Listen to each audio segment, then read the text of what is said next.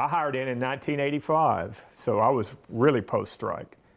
And I had been working in an oil refinery in Houston for 10 years. And I had worked with a guy that his dad was a supervisor at Houston Center. And when they went on strike, the FAA controllers went on strike in 1981, I remember him coming to work that day and he said, well, Daddy said he wasn't going back to work. And I said, well, you know, the president just came on television and said, you're either going to go back to work or we're going to get rid of you. Right. So I said, I think Daddy will go back to work. And he said, nah, he won't go back to work. And I completely forgot about it for a couple of years. But at the same time, we had a union problem and went on strike. We were out for 3 months. And our contract was about up again in 1984 or 83. And so him and I were sitting there talking one day, and I said, we got to find us a job that doesn't go on strike all the time, right?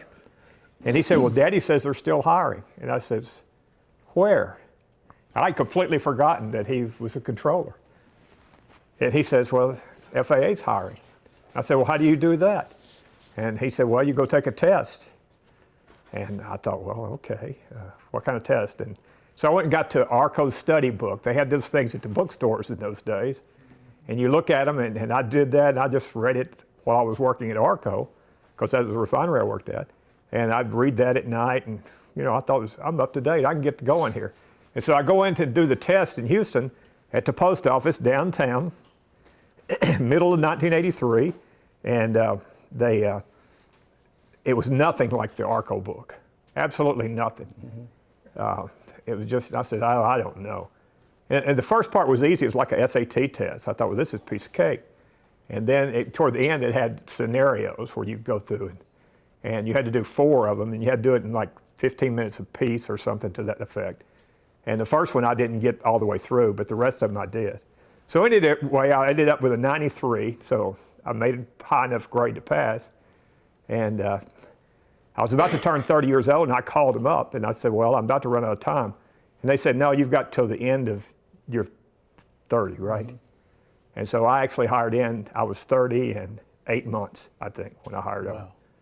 So, but that's how I got on. By the skin of his teeth. By the skin of my teeth.